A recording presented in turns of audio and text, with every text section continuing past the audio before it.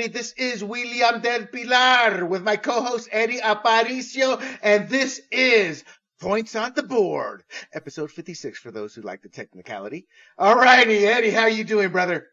All good, man. I just had one of those weekends, though, man. That's, I told you earlier I was going to be slammed, and I was hoping I'd have enough time to do all the research that's needed for these podcasts. But man, I was slammed. I had 2 golf tournaments, and then I also went to the Stanford Cardinal UCLA game on Saturday night, and that was a butt kicking big time by UCLA over Stanford. I went with my brother-in-law, who's a UCLA alum, and went with like 5 of his cohorts who are all UCLA Bruin alum as well, fraternity brothers. So it was quite the event. And then Saturday morning, I had to go do the same thing all over again, play in the rain. Actually, I played golf in the rain, freezing. As soon as I was done, I came back. I had to warm myself up under the covers, watching TV, fell asleep because I was thrashed. I was so wet, man. And, of course, you can't hit the ball when it's wet. My gloves are completely soaked. So I normally hit the ball like 320 yards, honestly. And I was hitting probably like 215, 220 at my best. That's how bad it was. So that's the reason I was slammed, man. How about you? How was your weekend, man? Well, first of all, Eddie, you just 90% of our audience is going slam. Is he talking about being slammed? I thought he was going to talk about work. That's nothing but fun he had all weekend. That's fun slam, though. That's fun slam. Still, it's a lot of time, right? It's a lot of time. I barely saw my family this weekend because of it. Well, my weekend went well. It was slammed also because we had a new podcast. It's a political podcast. Okay. And I was going to say nightmare. It was not a nightmare. I lost a little bit of control with 2 strong egos. It was 3 of us, and then they started getting into the weeds. And it's my job to make sure we don't get into the weeds. All of a sudden, I'm trying to find the spot so I can politely interrupt and try to get us back on track. And there's no spot. Then finally, one of the panelists jumps in and goes, "We're getting into the weeds here a little." But it was a good podcast. It's a podcast. 2 good people. They're what you would call grassroots activists. So they had very strong opinions. And that's kind of what I want. And it's called Fired Up California. And with that, let me get into my spiel here that I got to get into. First of all, this is Points on the Board. You can watch our podcast on sportsgrumblings.com, which will hopefully this week become grumblingsmedia.com. But you can also watch it on YouTube and Rumble, and we are under the handle Grumblings Media there. And you can also listen to the podcast in your traditional podcast venues, Apple, Google, Spotify, and Pandora. And you'll find this podcast here. You'll find on sportsgrumblings.com, you'll find some of Eddie's clips, some of the Points on the Board clips. We parsed out some of his basketball clips here for you basketball aficionados who don't care for football. So it's a lot of good stuff. And we're still moving forward, my friends. We are still moving forward with podcasts. We have our football podcast this week, and we're going to have an NBA preview. So be on the lookout for that, where Eddie is the man. For some reason, I just thought of Chico and the Man by saying Eddie the Man. Eddie the Man. But you have a daughter. I do, man. I do. I know. She'll have no idea what Chico and the Man is. I bet half the audience wouldn't have no idea what Chico and the Man is. So look it up on Google. What Chico and the Man is, man. It's an old school show. So Chico and the Man is arguably, I say arguably because there could have been a show before, but one of the first modern era in color in the 1970s to prominently feature a Latino. Yep. In the leading role. And Chico, Freddie Prinze was the father of Freddie Prinze Jr. Freddie Prinze Jr., yep. Now, Freddie Prinze, when he talks, you can recognize he's a Latino. He's very light skinned. Remember, It's like I tell people, if you look at Hollywood, the minorities, they all have white features. Even going black Americans, going back to that, Harry Belafonte, Lena Horne, you see the high cheekbones and straight nose. You don't have my mother or I on TV with our shortness, our flat nose. In 10 years, this hair is going to look like a steel wool pad if you look at my mother, So, but that said, it was a funny show. And Freddie Prinze passed away. He shot himself. He was having some issues. And Freddie Prinze Jr. actually never really got to know his father, just heard of him. He was really tight with another name from the past, Tony, Orlando, and Don. Oh, yeah, that's in the right. 70s. and they were best Oh, friends. Anyway, we're, we're getting off topic from the we are perspective old, of man. our audience. Exactly, Yep. exactly. So we're gonna talk power rankings. We're gonna talk poor refereeing. We're gonna talk rush first quarterbacks, and Eddie's gonna give us our fantasy football waiver wire picks. So let's not waste any time.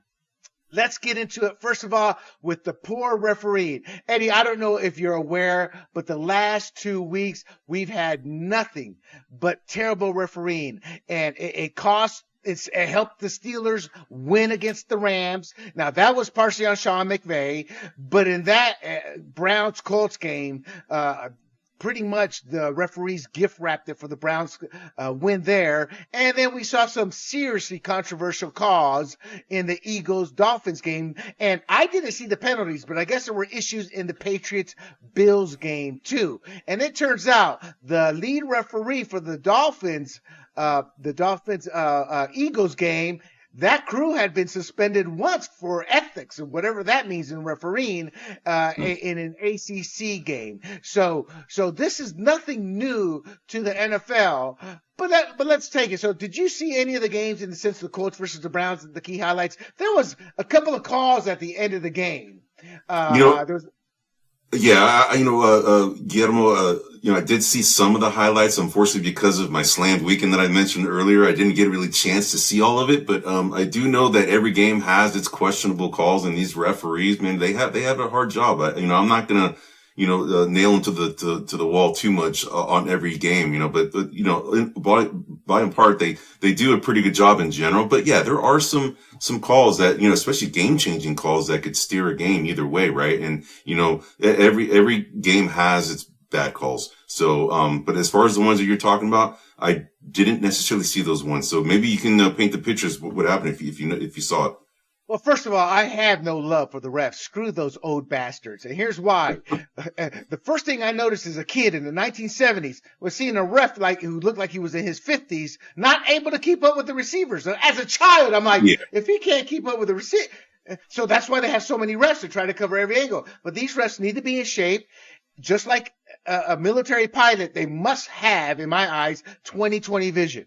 You've got to minimize all these factors. And if there's a ref from the state of one of these teams, don't let him on there. The ref who's making all these terrible calls, his crew has been suspended once already, he's from Pennsylvania, like 60 miles from Philadelphia. Oh, right. And, yeah, so I don't care people who tell me, well, no, he can sit there and be objective. No, he can't. Or why put him in that position? Simple question. I mean, the military is great for one thing. I mean, the military is just going terrible now. Our job is to kill. Period. That's our job. Kill the enemy. No ifs, ands, or buts. So we have these beliefs, these bylaws, for lack of a better way, of how certain things are done, and you never deviate from them. Why? If we do, America could perish. The Russians found, if we had gone to war with the Russians in the 1970s, navally, they would have destroyed us because they had all our strategy. A spy had been feeding them. John Walker had been feeding them for years and years. So they made plans on how to avoid that. So that's how they need to look at this refereeing. And they need to sit there and start suspending these guys. I mean, some of these calls are blatant. No, I hear you, Guillermo. So let me tell you one thing that I think would rectify some of this. And it's unfortunate that we haven't got to this point yet, but we're getting there, I think, with replay. I think there should be opportunities for teams to go ahead and throw a challenge flag on a call. I think there should be some parameter for that. I mean, right now there isn't. It's only based on calls on the field about a certain play, but not necessarily on penalties. And I think, that would help rectify some of this is if we can go, the coaches can go ahead and throw a flag, whatever the parameters are. It could be one per game, one per half, whatever it is. And it's essentially, a way to have checks and balances on some of these calls. Cause some of these blatant calls would essentially be overturned if we were allowed to do that, if they were allowed to do this. I think that's the way to do it, honestly. Well, I think they're getting to that. I think their fear is undermining the referees. But I'm like, I don't care about the referees. Who cares, I care about getting the play call right. Yeah. But that said, the Steelers-Rams game, the reason they couldn't overturn with a blatant bad spot. I mean, I'm a Steelers fan, and it was one of these rare calls where you actually saw the player on the outside. meaning you can see where the ball was specifically versus the big pile in the middle, and he was clearly short. And Sean McVay had used up all his timeouts. So he cost his team. So in that sense, okay, I'll let that slide. But to your point, there should be an upstairs crew that's part of the officiating crew. Hey, boss, if you look at the film, we need to look at this. This one should be reversed. It's about getting the call right, Yes. So as far as the Dolphins and Eagles, they stymied the Dolphins. Look, the Eagles were the better team last night. For sure. But it did not help that drives were stalled because of the referees, that the referees called back. It's like, for example, they tried to say, well, the Dolphins got the tip ball interception right after that bad pass interference call and got a TD. That is an irrelevant fact. Right. The fact is, they screwed up the call because they could have punched it in, and who knows, they kick off. Maybe the Eagles fumble. That's what I would say. The Eagles would have fumbled the next play. If you want to tell me this, or this based off conjecture, that's my conjecture. Of course, I'm being silly, but the point is, you can never just get the play right. Then the Colts and the Browns was a killer because the Colts were playing with Gardner Minshew, 1970s porn extra in my eye. And he was moving the ball against that Browns D. He was moving the ball. Exactly, and at the end of the game, it's as if the ref says, "Oh man, my FanDuel pick ain't gonna come through. Oh hell, we got DraftKings too. Pass interference." Eddie, we are getting to that point. That's one of my biggest fears in today's games. Look at that in your favorite sport. It happened in the NBA. Tim Donahue. Tim who? Yeah. That's right. And there's a Netflix special on it. So, and how he did it to show the underworld, whoever he was being paid off, how he could do it. He's like, I'm going to disrupt this game. And sure enough, he calls Allen Iverson on palming. And that's the other thing about these rules. I'm like, why have a rule if you're not going to enforce it? It's like, I get LeBron is elite, but how many points would he have if he wasn't allowed to take 3 steps versus 2 and the rest always let him? And each superstars get away with that. And what people don't realize is that also opens the door to bad refs. Like he said with the palming. That was technically the NBA couldn't go to him and go, "Why are you calling that? It's palming. It's illegal. Don't make it a rule." And I hear you. That's the other issue I have. It's there. I mean, the bottom line, these guys control the tempo of the game. So there's definitely, I would say, some bad apples out there that, like a Tim Donahue, and I'm sure there's more of them in the NBA. That documentary essentially called them out a little bit. So I think they're not necessarily as blatant now, but I'm sure it's still going on. The NFL, there's no recourse right now for the NFL refs for doing anything. And I'm sure that there are guys out there that do something like what Tim Donahue did. It's just they haven't been checked yet. Exactly. And you know what? I will not be surprised by the first controversy because I believe this will happen. It's an eventuality. It's part of our DNA, our human nature. And there's bad characters out there and there's good characters out there. And when it blows up, I'm going to be happy because that's what it's going to take to make these changes. It's like they hammered the hell out of the players, but it's as if they don't even look at the referees. Right. Right. So I'll tell you. No, but I was going to tell you. Solution. Oh, go ahead. Yeah, no, I hear you, and I think that's a solution. But it remains to be seen if the NFL will ever do anything about it. I think they should. I think there's a case for it, and I think that the commissioners should take a good hard look at it because that's the direction that we're going with this replay. It's just if we're not there to maintain the feelings of the refs. It's to maintain the integrity of the game, not the integrity of the refs. So I think they need to do that eventually. And hopefully, our podcast and others can talk about this and, force the issue, right? It's possible, right? You never know. Right. So, right now, we're not as big as, like a Joe Rogan, but Joe Rogan, if he says it, man, it might move the needle. Right. I guess my solution would be to have the boss from the referee crew up at top in the press box and watching the film there, and to have the power to go to not tell them I'm changing the call, but to go, you got to look at this call, and then give the power back, but to point them in the right direction. I think that's the solution, and I think that's a solution we're coming to. And I think what will cause this change are these refs now on Fox, on CBS. Not the refs playing, Yeah, I hear you. but The the ones that are refs in the that are that are in hired. Yeah. the Because the guys that are they're with the guy pointing that are it. making the call, right? That's what you're talking Yeah. about. Yeah, Yeah. yeah, And I think that's what's going to drive it. yeah. All Like right. a Dean All right. Landino, Mike Pereira, those types that are already, in the press box with those guys. Yes, I agree. Exactly. Or they could be remote. And sometimes they get it wrong, they'll come back, Yeah, okay, my bad, yeah. or But I'll they, tell you this. or the person disagrees with them. Yeah, but I'll tell you this, Guillermo. Tonight's game, I mean, my Niners, they faltered. The reffing was actually pretty good, actually. I didn't see anything No, blatant. hold that thought, because I wanted to ask you specifically about that game. Oh, okay. All All right. right, all right, All all right, right. and so let's move on here. I wanted to get to rush first quarterbacks. We've talked about this, and this is a sore point with me because of the politics. Everything's become tribal. There's a lot of black or mixed quarterbacks coming to the league, whether Desmond Ridder, Anthony Richardson, and us as fantasy football players and us as Latinos with mixed relatives, we don't care, but it's a big issue. And the reason it's a big issue for me isn't with race. It's with the knowledge of these moronic fans. It's like, no, to be a quarterback, you eventually have to drop back and throw the ball strong. Right. Right.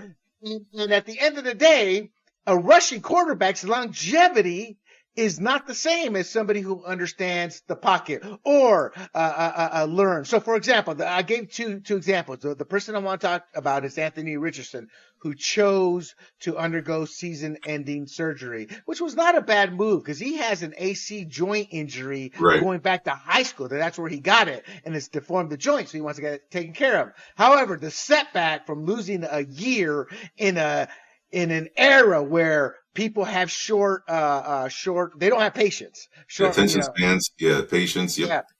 So this is a big loss for him. But I wanted to bring up Steve Young because everybody still knows Steve Young, analyst or former analyst at ESPN, Super Bowl winning champ, came out of the shadows of Joe Montana. His career ended because of concussions. And a lot of those concussions came because he was a rushing quarterback and he took a lot of hits. He still had a good 2 to 3 years left in him, but it ended it. And that it was concussions that took him out, but Randall Cunningham, knee injury took him out. Michael Vick, as great as he was, his own stupidity with the legal mess kind of took him out. But even then, he's a player, and I've talked about this in the past, who truly never learned how to stay in that pocket. Brett Favre learned.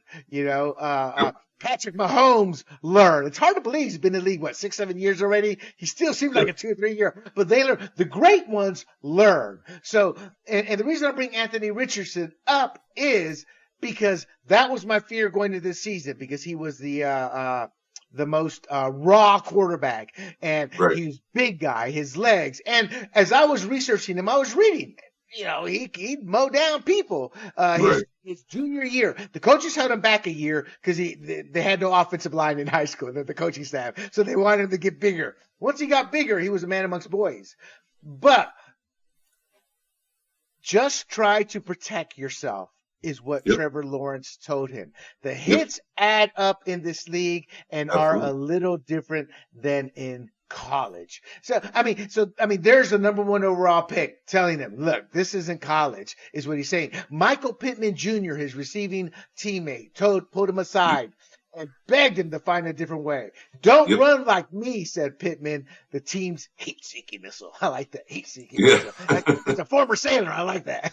Right. Especially if the whole franchise depends on you. And Richardson did take that lesson to heart, and he's starting to slide. But that's something he'd never done until he got to the pros. So how much of a beat down did he take in college? And before I get the final point, what are your thoughts on my belief? Am I way off base here? Or no, I think you're right on base. I mean, a guy that showed that you can be a really good pocket passer without really needing to run is the example that we saw tonight in Kirk Cousins. He had a great game. And that guy didn't even run at all throughout the game. I mean, he essentially just passed, stayed in the pocket, passed. His offensive line did an awesome job in protecting, what supposedly is a daunted defense by the 49ers who can rush the passer. They were not even close to Kirk Cousins, but he's an example of somebody that I think that, over time, I mean, he's always been a pocket passer, but his experience is showing he's good at what he does as a pocket passer. And I think a lot of these coaches want, kind of like that, Brock Purdy's, a good pocket passer too. He runs, he's still a rookie, right? I mean, or second year. So, he's still learning the game as far as being a good pocket passer. But, the running quarterbacks in the league, you have Lamar Jackson's probably the prototypical running quarterback right now. And the guy's so Actually, elusive. Yeah. actually, Eddie, this game that they destroyed the Detroit Lions on, Yes. when the head coach came out, I forget the head coach's name for the Lions. He came out and said, "Look, Lamar just destroyed us to the air and ran when he had to." They're making a complete shift to a more passing Yeah. offense, Dan and Campbell. that's a transition for Lamar Jackson. He's making his move to become He a is. pocket quarterback this year, He's doing it now.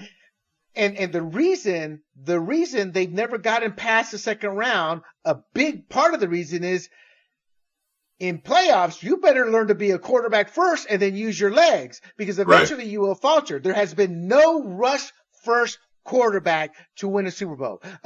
Big John, my partner, tried to tell me Jalen Hurts. And then I looked at his numbers. No, I would not have called him a rush first quarterback last year. Maybe his first year in the NFL, but there's never been a rush first quarterback. And I think Lamar Jackson can be the scariest quarterback for the next 5, 6, 7 years, because he's still young. He's still in his early 20s, I believe, like 23, 24, maybe 25.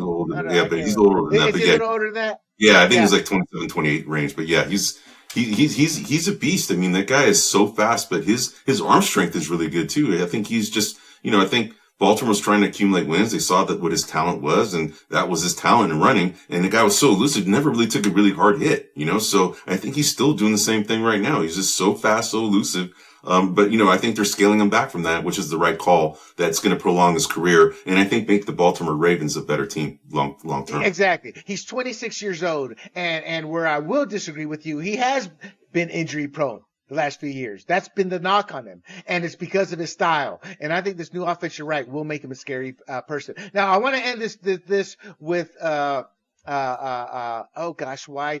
And I apologize to the writer of this, because I don't know who did it. But I think it was talking about Inside the Hurt, the healing and the hope in Anthony Richardson's shoulder. And I got that out of MSN.com.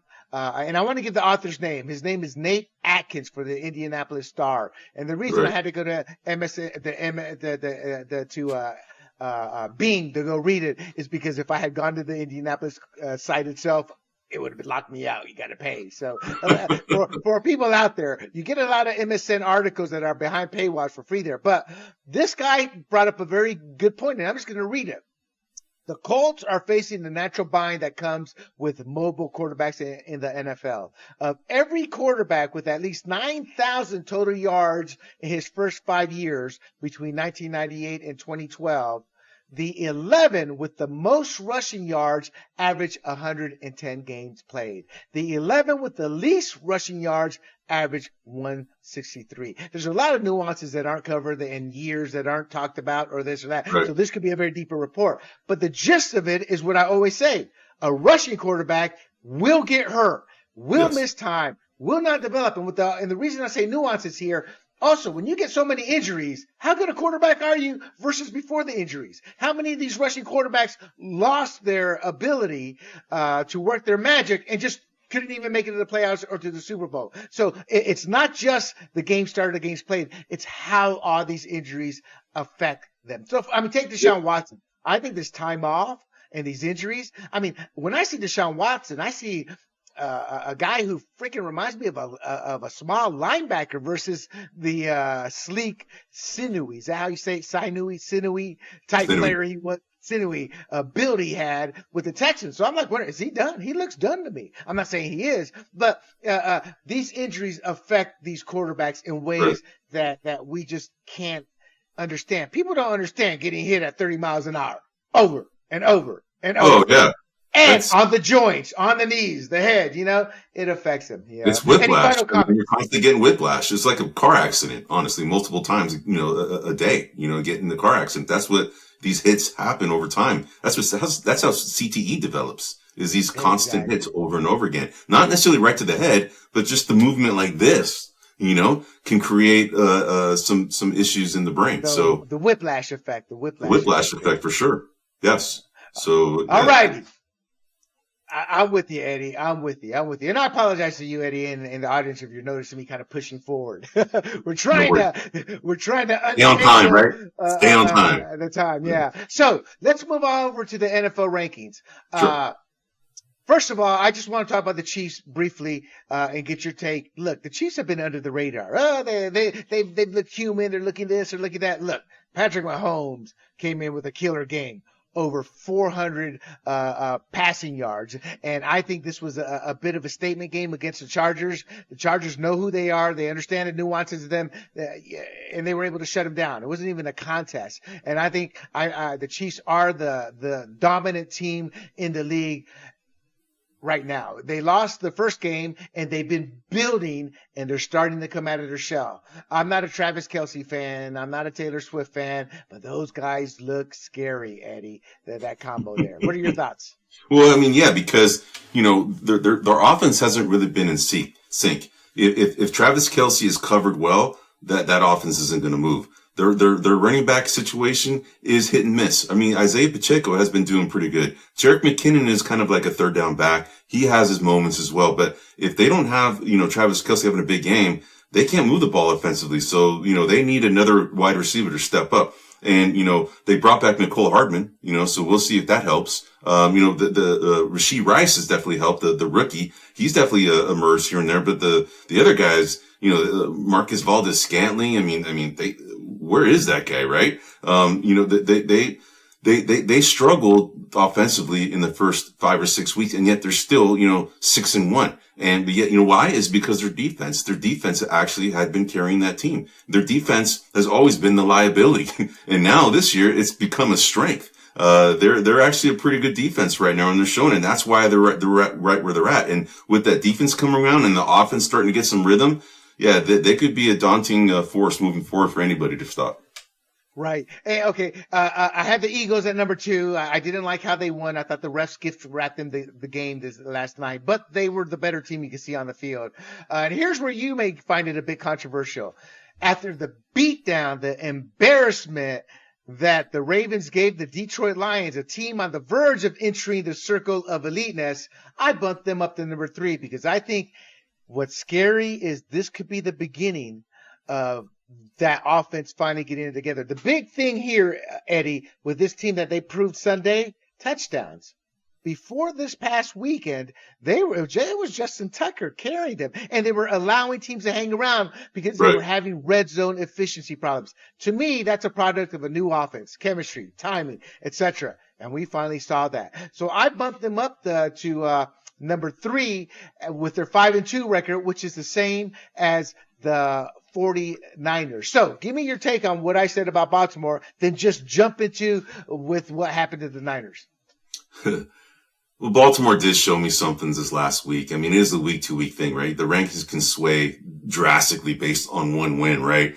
Well, not in my opinion, but in my opinion, I mean, it's a pretty big move, but in my opinion, my Niners are still number 3, but I'm biased. I'm San Francisco right through and through. Yeah, they had a poor showing tonight. Their defense just did not show up tonight. And give credit to the Vikings. They played well. And one of my buddies called me up and said, "Hey, he's a Dallas Cowboy fan. He's like, oh, the blueprint's been made out by the Cleveland Browns. Watch out. Now the Niners, going to look mediocre on offense. The offense wasn't the issue. It was the defense. The defense could not stop the Kirk Cousins led Vikings. I mean, Kirk Cousins threw over 400 yards. Whoa. I would normally buy that, except for the fact that the team put up 30 points for 3 straight weeks. So that offense, now the defense, what I'm saying is the offense has to be able to, that defense has carried this, has been playing dominant too. But I don't put that whole blame. This offense is stinking right now. They average 30 points a week. My issue with them is depth.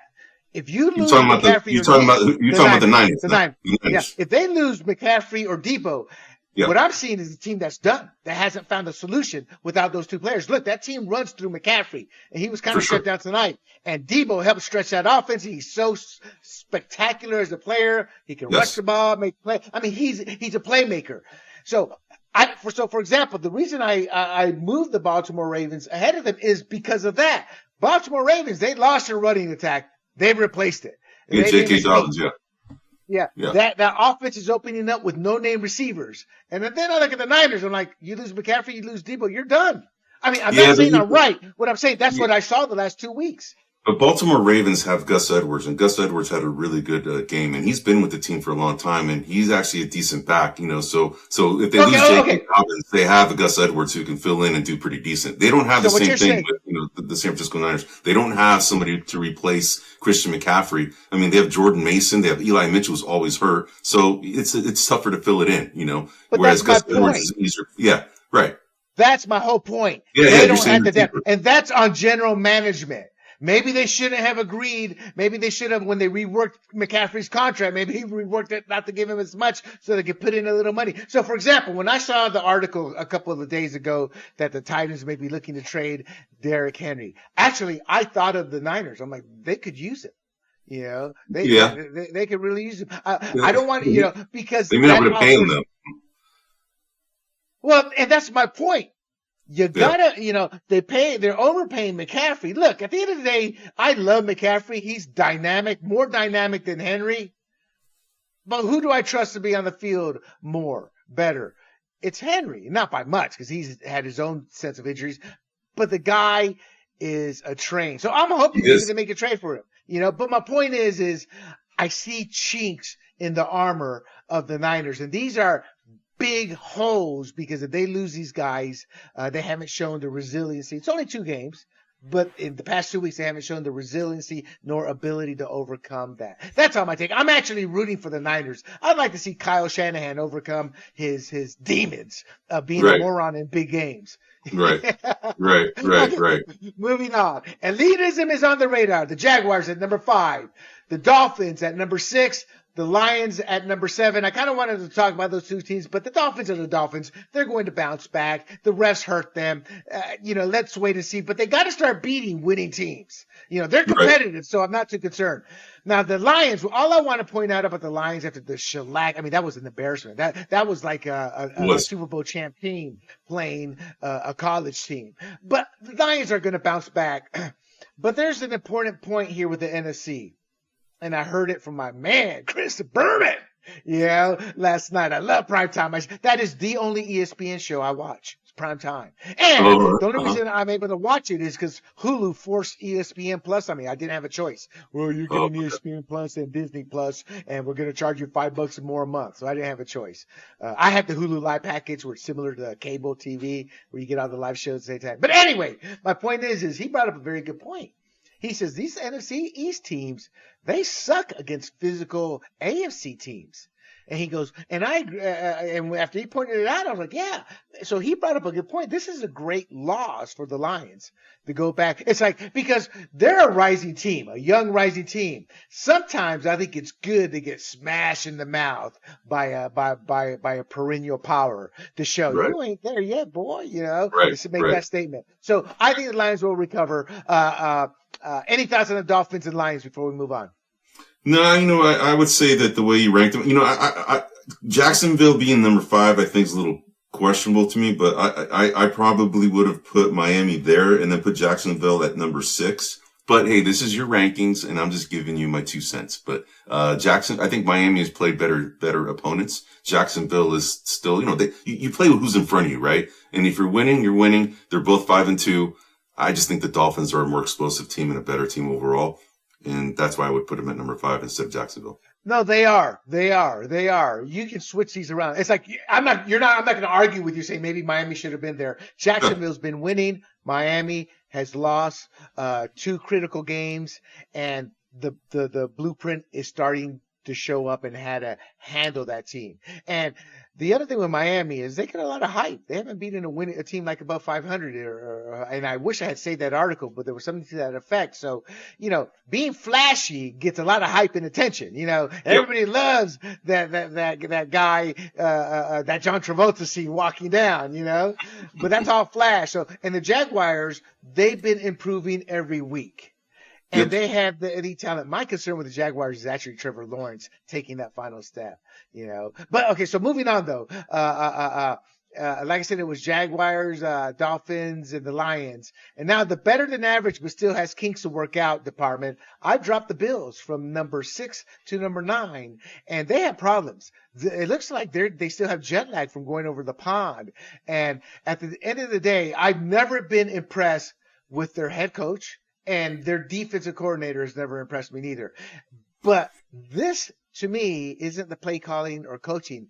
The players are in a funk. And I think it's Josh Allen needs to step up and become a veteran team leader. He still acts like a child at times with his mannerisms, things like that.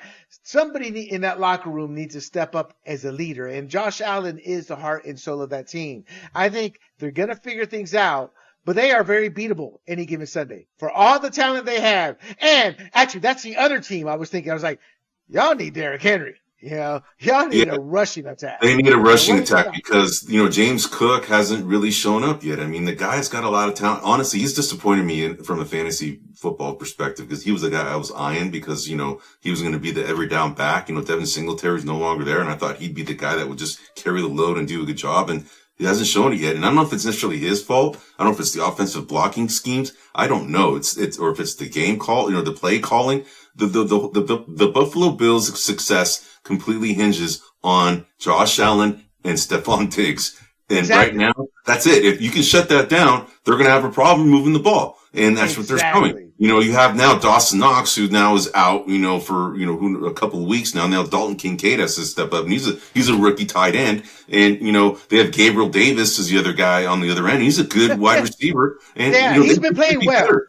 They should be better than they've been showing. I mean, their defense has been suspect too. So I don't know what's going on. It might be that layover, that hangover from the 2 weeks out in London, but it didn't bother Jacksonville. The same thing happened to Jacksonville. I don't know. Yeah. What can you say? Yeah. I just think they're an overrated team right now because of what you just said. You shut Allen or Diggs, they have no recourse. Kind of like what I'm saying with the Niners. Without McCaffrey and Debo, they're a completely different team. Even though Diggs and Allen are on the field, they're not in sync all the time. And it doesn't help when you have egos versus leaders. Stephon Diggs is one of these guys. He'll start whining to the press and all that. So they need to develop leadership. If you look at the Eagles, you look at the Niners, and oh God, what's the third team? The third team that's always in the mix. Eagles, Niners, Chiefs. They don't have that. I think that's one reason they let Tyreek Hill walk, the Chiefs. They didn't want that in the locker room where ego, whining, complaining, give me the ball. That disrupts teams. And I think with Diggs, I'm not saying he's a problem, but that's a concern for me based on what I've seen of Diggs. Alrighty. Moving on, my friend. Tell me what you think of the Cleveland Browns. Is Deshaun Watson, I'm not saying he's done, but so far this season, he looks like a fat man who's done. He looks like he's lost a step. When I saw that interception where he got hurt, I actually did a double take because I was like, damn, didn't we see that play a couple of weeks ago? That same interception, that same rollout, So I'm not saying I'm right, but am I off here or am I just, maybe I need to give him more time? What's your take on that with the Browns? I don't know. It could be a in shape thing, but even guys who are out of shape can throw the ball and be accurate. So I don't know. I still think that there's something lingering with him, honestly, from all the offseason stuff. I think that mentally, I think he lost a lot of respect in the locker room a little bit. He's the highest paid guy, the only, guy who's fully guaranteed in the NFL. And people are envious about that. Kirk Cousins had a fully guaranteed contract. He was but he's fully guaranteed and the highest paid. Yeah. Kirk Cousins was like $85 million over the. Yeah. I mean, this guy's 200-something million plus. I mean, and he hasn't performed to it. So he's definitely feeling the pressure from, I think, his peers, from the city of Cleveland. They're dying to have a great football team. They know they have a great defense, although it didn't show it this weekend against the Indianapolis Colts with Gardner Minshew, the porn star, thrown, over 300 yards. I mean, that Cleveland Brown team should be way better. But of course, they lost Nick Chubb. And now they lost Jerome Ford, right? So now they lost Jerome Ford. They lost Jerome Ford for a couple weeks. So Kareem Hunt is now the running back. And we're going to get to the waiver wire, but he's number one, obviously. Yeah. But anyway, but they have a balanced attack. The thing is PJ Walker has been saving their season, honestly, because. Exactly. And people people are whining about that. They want the rookie in there. I'm like, are you people high? What the hell are you watching? So real quick though, on the fat man comment, you're dating yourself because you're right. There were fat people who could play in the NFL when we were kids. The only fat people you see is some bellies on the offensive and defensive linemen. But the NFL is a different game now. These guys but we can't say fat. That's a PC incorrect term now. We got to say overweight or maybe what's a plus size plus people, whatever, right? People. I got the fat gene. If I don't watch what I eat, I've seen pictures of my aunt, my mother, and I'm like, oh dear God, I got their genes. And I call it the fat gene. And look, COVID killed fat people. So I'm sick of this fat shaming because we're putting politics before actual health. Look, if somebody's as big as a house, I'm not going to go to their face. Look, you fat pig. But I will say, hey, look, brother, I'm concerned about your weight. For sure. For sure. But at the end of the day, we're just being polite because we love them, we like them, etc. But the down and dirty, it's not healthy to be fat. But we're digressing. I just want to correct myself because I didn't use the right term. That's the first term, and I just want to say for those people listening out there, it's body plus people. That's it. Oh my God! What happened to you? No, I'm kidding. You're right. We got to be conscious of our audience, right? Not everybody's going to be exactly what we view and what we say because we grew up in a different era. Not everybody's listening to this are from our era, so. But I will say this about men and women. We're talking more about women in the sense of most men, there was a Playboy cartoon I saw or Hustler or maybe one of those type things when I was in the Navy. I shouldn't sit there and say that, but it was one of those watching with. But what I got out of this cartoon, it was hilarious. It was a 2-panel cartoon, Eddie. They showed from the mirror aspect. It was titled How Men See Themselves, and you saw this Greek Adonis. Then the next panel was kind of like the back shot, and you see this fat blob. That's how guys are. They're like, I look good. How many times do we see that fat slob with the hot-looking women? And we're like, damn, there's one of 3 things that guy has. He's rich. He's rich. Maybe he's got something under the belt. Or he's got personality, Those are the 3 options, Yep. But at the end of the day, before we move on the fat shaming, you're right. We shouldn't fat shame, but I am proud of the fact Reginitas are in. The curvy woman is in.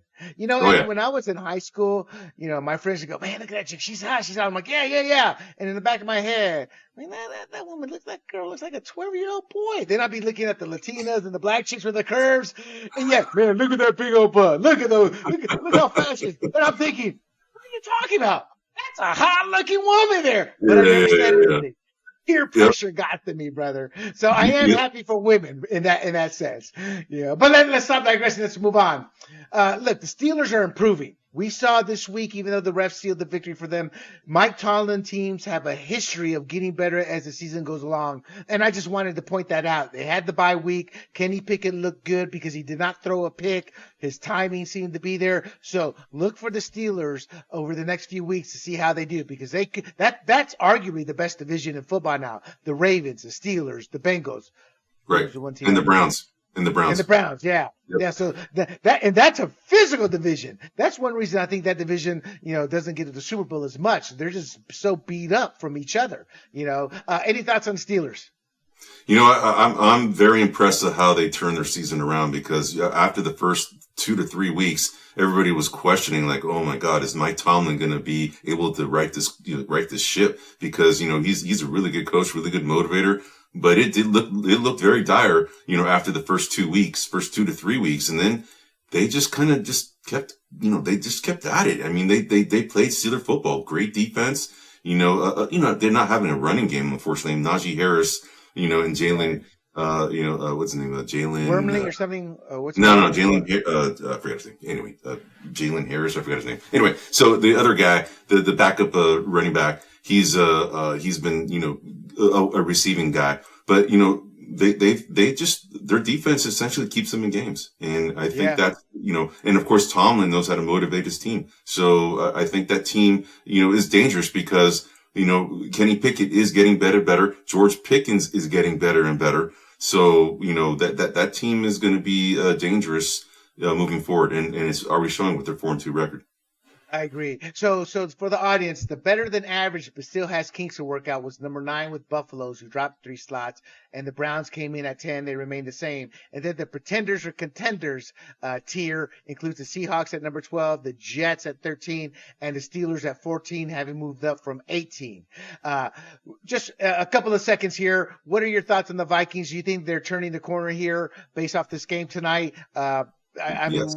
Give me your thoughts. I mean, Because I moved them up from 21 to 15. I mean, they had, I mean, Jordan Addison, T.J. Hawkinson, they have this other receiver who, hasn't really played that much. And I mean, he had a really good, I just can't remember his name off the top of my head, but he was another wide receiver that had a really good game. And they did all this without Justin Jefferson. And, T.J. Hawkinson or something like that. He's the tight end, I think, who you're referring to. No, it's another wide receiver. It was another guy. Okay, I forgot his name. The name escapes me. But anyway, so Justin Jefferson, is out 4 weeks, and their defense played well. Their offensive line was ridiculous. I was like, man, this team shows up at home. I mean, they hadn't been winning at home, and they now have no offensive line. So what do you say about the Niners? Right, that's my point. Is like what I mean. This Niner defense was, Nick Bosa, Javon Hargrave. They have Eric Armstead. Now they had Randall Gregory. It's like they're supposed to be, and then of course Fred Warner, Dre Greenlaw. I mean, they have really good talent on that defensive side, and they should be way better. They should have had at least had 1 sack. They had pressures, but that showed me that their offensive line did a really good job in blocking the scheme of the 49ers. And either it was a bad defensive scheme or a great offensive line. Either way, the Vikings, I think, are a better team than people think right now, and they're doing this without Justin Jefferson. And I think they've righted the ship. This is a momentum changing game for them for the season, and I think we'll see next week what happens. In hearing you talk, it made me realize that in life, the first time I ever heard it was from Sylvester Stallone, but it's been said by many people well before him that are famous as well, that it's not about how successful you are in life. It's about how you react when you get punched in the face and knocked down. It's right. How you get up and respond.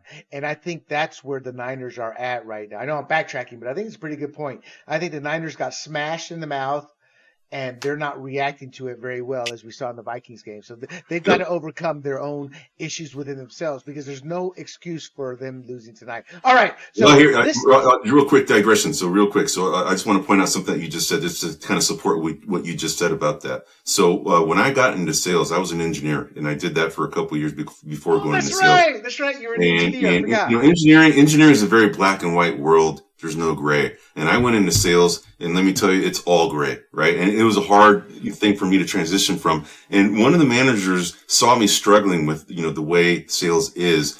And I was kind of taking things personally, didn't have a really thick skin at first. And over time, my skin got thicker. But this manager pointed out and said this one thing that always stuck with me. And he said, Eddie, just remember this. Life is 10% what happens to you and 90% how you deal with it. And I think that applies right now with the 49ers. They've been hit in the mouth by the Cleveland Browns. Now they have to step up and show that they are the team who we all thought they were. They just have to get back mentally who they are. Exactly. Eddie, you're thumping on something, I think, to make a point, but it's reverberating as an echo. Just as an FYI. It's reverberating? Oh, you were probably close to your mic, I bet. Maybe. But no, I agree with you, and that is true. And what Eddie just said, the final point is our point. It's not sports. Our point is life. It doesn't matter where in life you are. We're always going to get knocked down. We're always going to be slapped with embarrassment, with emotions, loss, firings, getting beat up, all that. It's how we react, which helps determine our success. Alrighty. So that tier was the rest of the best or pretenders. We had the Vikings at 15 that moved up from 21. The Rams dropped to 17 from 14. The Chargers dropped from 15 to 18. And I'm just going to make one comment on the Chargers. For those not aware, and I've said it before, the Chargers have a tradition of not being able to win, of always looking Super Bowl worthy on paper and never coming through. And what's aggravating about this is they paid a quarterback with phenomenal talent but has never won anything and has never shown he can put a team on his back, at least on the professional level. And they're paying Justin Herbert $260 million plus, for 5 years. Well, maybe not 5 years, but $260 million. And I'm like, there was somebody said the comment, like, there's a lot of overpaid junk quarterbacks. And that's what he's referring to. He's not referring to their talent, or he's not saying they can't make tough throws. He's saying they can't win. Well, Joe Burrows is the next one on that list, meaning he's taking this team to the Super Bowl, but he's entering those years now where, well, can he win the big one? Can he carry the team? I actually think Zach Taylor, the head coach, is terrible, and I think Burrows makes him look good. But either way, I just want to say that about the Chargers. The get it together or else overachiever section. I just have one comment with the Atlanta Falcons. They're not a very good team, but they have a half-game lead in the NFC South. That division is up for grabs, and a mediocre team is going to win. But I want to say this about Desmond Ridder. I'm rooting for him. He's a quarterback for the Falcons. But, man, he is his own worst enemy with the turnovers. I mean, he's like Gardner Minshew, because Gardner Minshew, for people who aren't aware, had 4 turnovers, 3 fumbles, and 1 interception. So he didn't help his team, even though the refs cost him. He didn't help. But I just want to say that about the Falcons. They're an up-and-coming team. And this is why they need to stick with Ridder, because it doesn't matter. From a morale standpoint, winning that division, whether it's a soft division or not, is huge in not only individual players' growth like Ridder, but the team and their psyche moving forward. Your quick thoughts on Atlanta? No, I'm impressed that they are at the point where they're at. I mean, they should be worse than their record, but they're sticking around. And, kudos to them. And even Bijan Robinson really hasn't really done anything. He didn't play in the second half. No, I'm just saying in general, he really hasn't done anything for being this highly touted running back from Texas. He just hasn't really showed, this force that he was supposed to be. I mean, a lot of people in fantasy football drafts had him as a top 4 pick. And if you did that, you're hurting because he hasn't really done anything, and then Drake London is another one. He's actually been emerging here and there. But that team's scrappy. I got to give it up to them. They're scrappy. I agree. And at the end of the day, these running backs, I think unless you're Derrick Henry, it takes time because these offenses, you better learn how to catch the ball. Better be able to run those end routes. Better be able to do the little toss off to the receiver who's going to throw it. It's a much more complex game for the running back today. So I'm willing to give him time. Yeah. The Tampa Bay Bucks, I want to say they're kind of like, even though they lost to the Falcons, they're kind of like one level higher. They're a team with a new quarterback in Mayfield, learning chemistry. But for both these teams, I'm not impressed with their coaching staff. Todd Bowles is just an atrocious head coaching record, and this Arthur guy with the Falcons hasn't impressed me too much. But hey, at least the Falcons guy is winning. Arthur Smith. Yeah. And then so that tier is the get it together or else overachievers. The Falcons at 19 up from 25. The Bucks at 20 down from 16. The Colts at 21. They didn't move up. They were at 23 before. It wasn't that they moved up, but teams were dropping below them, The Commanders at 22 from 19. They're just an inconsistent team with a terrible head coach. I've never been a Ron Rivera fan. And I actually have a friend who got mad at me because she's friends with him. 23, the New Orleans Saints. And he's the only Latino head coach in the NFL. So. Yeah. That's how she met him. She knew him as a kid. His father was in the military. They were stationed together in Panama. So she's a big Ron fan. But the New Orleans Saints at 23 from 20.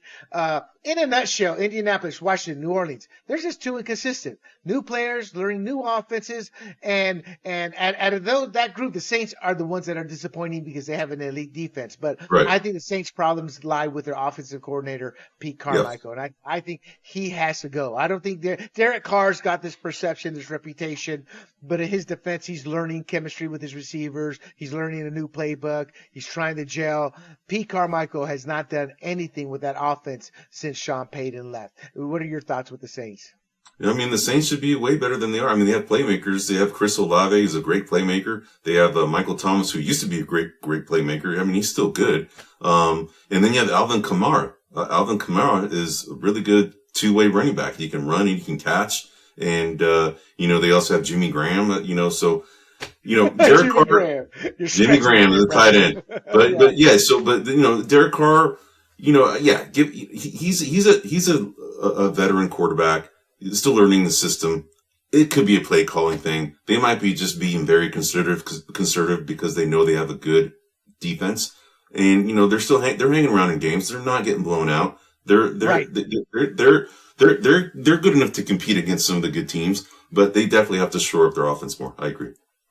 And the final one, we're running a couple minutes behind, so I'll make this quick. The Packers just aren't very good, but neither was Brett Favre's first year, and neither was Aaron Rodgers. To me, this is a building year to develop him as a leader, to develop him with chemistry. I think they still need a receiver to help him out, but I'm viewing this year as a lost season for them.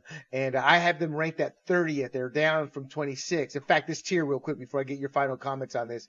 This is what the hell we have no clue or playing for draft position. The Titans, the Patriots are 25 up from 30 because they did beat the Bills. The Broncos at 26 up from 29 last week. They won. The Giants up to 27 from 28, they won. The Bears, up 28 from 31, they won. All these 1-5 teams or 1-6 teams won. The Raiders dropped from 22 to 29. I can't remember where I read it, but they were like the writers said they're the worst 3-3 team in the league. I'm like, yeah, that's true. And they showed it. And then the Packers dropped from 26 to 30th, and the Cardinals dropped to 31 from 27, and the Panthers stayed at 32, and they had the bye week. What's your take on the Packers before we close out the rankings? They're in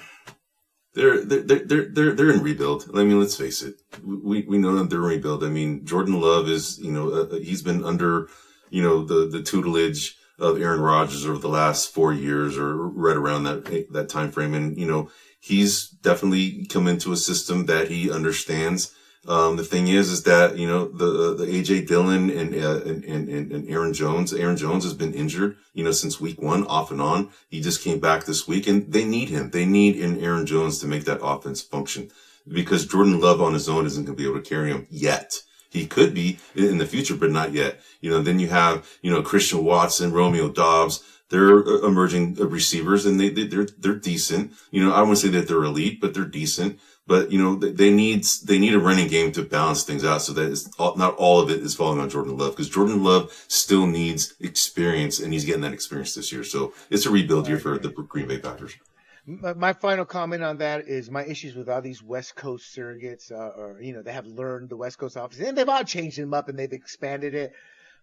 But a lot of teams like the Packers over the years, the Zach Taylor with the Bengals, they don't use the running back, and the running back is a key position in the West Coast offense with screens, short dump offs. That's sure. That's how you don't run them up the gut. You use those little type plays, and the Packers have been notorious for not implementing that style play. And I think that's why you see a lot of these West Coast teams eventually falter and lose. You got to have a well balanced offense because, as we said, if you shut down Josh Allen, you're shutting down Stephon Diggs by default. But when your team only has that and there's no threat from the rushing attack, you're going to lose. Anyway, that's what we have for our NFL Week 8 power rankings. So let us know if you agree or disagree.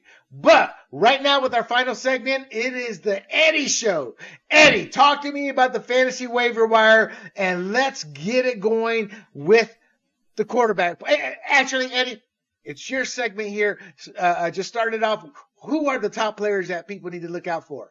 So a lot of these names we've already mentioned in past podcasts just because it's, the running back position, and the running back position is always hurt. And, the latest to enter the injury report is, Jerome Ford of the Cleveland Browns. They already lost Nick Chubb. Now they lost Jerome Ford. It looks like maybe 1 to 2 to 3 weeks. So the guys, the guys that you should target, we've already mentioned Kareem Hunt. He's definitely one that you should target for this week.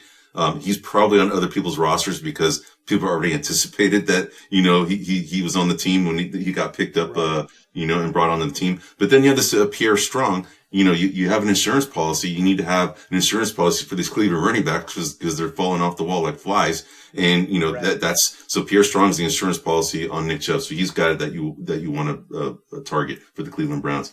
Dante Foreman was one that we brought up last week or a couple weeks. The last podcast we mentioned that Khalil Herbert is out, Roshan Johnson is out. So Dante Foreman is someone that you definitely want to target, and he's definitely he scored good points, 33 points this weekend. So if you had targeted him and put him on your squad last week, you did well. Chuba Hubbard is another one that we have talked about for the Carolina Panthers. He's probably rostered by somebody, but he's definitely somebody that you should target. Now, the Rams, had lost Kyron Williams, and there was speculation that there was Zach Evans. A lot of the people that were writing about fantasy were talking about Zach Evans as the guy, and to everybody's surprise, Darrell Henderson is the guy who emerged as the guy to target. So Darrell Henderson is definitely somebody that you want to target for the Los Angeles Rams.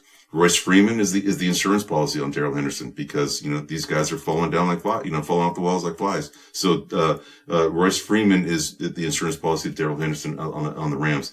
Zeke Elliott has actually been scoring double-digit points in the last 3 weeks for the New England.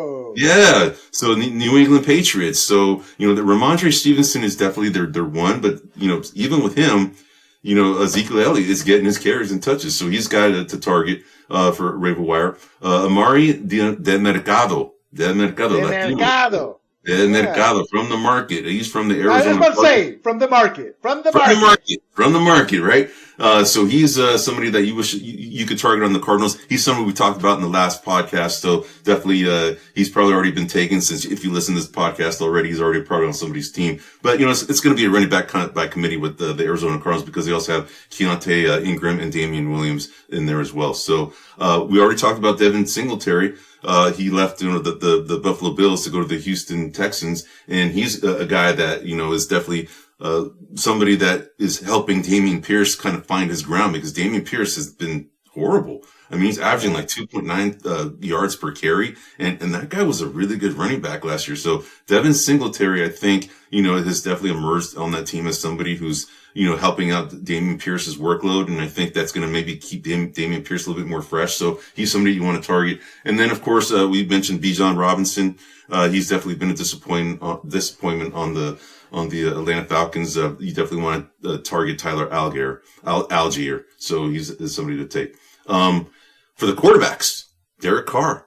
I mean, we haven't talked about him yet, but Derek Carr, he's probably been rostered by somebody, but, he's probably going to be a late pick, in somebody's draft, but somebody may have dropped him because he really hasn't been doing that great. But if you're in desperate need for a quarterback, Derek Carr is not a bad guy. I mean, we've talked about some of his weapons already. Chris Olave, Alvin Kamara, and, Jimmy Graham and Michael Thomas. I mean, he's got playmakers there. They're going to figure it out eventually, hopefully, right? But, Derek Carr is definitely someone to plug in. Kenny Pickett for the Pittsburgh Steelers. He's actually been doing decently in the last couple of weeks as well. I mean, his first few weeks have been kind of not necessarily something to write home to mom about, but, his mom will listen, but not everybody else. And, he's emerging for the Pittsburgh Steelers, get you maybe 10 to 12 to 13 points a week. It's not going to just blow you out of the water, but it's not going to get you 0 points. So, we talked about Bryce Young in the past and Gardner Minshew in the past. Those are guys for the quarterbacks that you want to target. For the wide receivers, Rashee Rice for the Kansas City Chiefs. We talked about if Travis Kelce is getting shut down, who's going to emerge? Rashee Rice has emerged for the Kansas City Chiefs. And now they brought Mecole Hardman. So we'll see how that balances things out, moving forward for Rashee Rice. But as a rookie, he's actually done pretty well. And the one rookie who's really killing it is Josh Downs. Josh Downs for the Indianapolis Colts. Oh my God. I mean, I got killed last week on my fantasy league and I was going up against Josh Downs. I mean, like, these are not like wholesale names, right? We're talking about Josh Downs, Kendrick Bourne. I got killed. The brutal loss. Yeah, exactly. I lost these no names, right? Yeah. Right. And Kendrick Bourne is one that we're targeting for, that's next on the list after Josh Downs. But both those guys had great weeks. And Kendrick Bourne is the wide receiver 1 now in New England. Now, New England's offense is pretty anemic. So this is only if you're desperate. Go ahead and target Kendrick Bourne, but more than likely, he's actually probably on somebody's roster. And then Jaden Reed for the Green Bay Packers is somebody that we have talked about probably in our first podcast when we first started this, before the season started, that Jaden Reed in the preseason looked pretty good. He's probably rostered, but if you're desperate, go ahead and go out and get him if he's still available or trade for him. From the tight end, there's only maybe a couple that I'll point out. Dalton Kincaid. We know that Dawson Knox for the Bills got hurt. Dalton Kincaid is the rookie. And, they do look for the tight ends in the red zone. So that's definitely somebody you want to target. And then the last one that I will say is Taysom Hill. Taysom Hill for the New Orleans Saints. he's a triple threat guy. He can receive, he can pass, he can, he can catch, run. I mean, he does it all. So, and the thing is, he's involved in that offense. So definitely keep an eye on Taysom Hill. And that wraps up my my waiver wires for the week.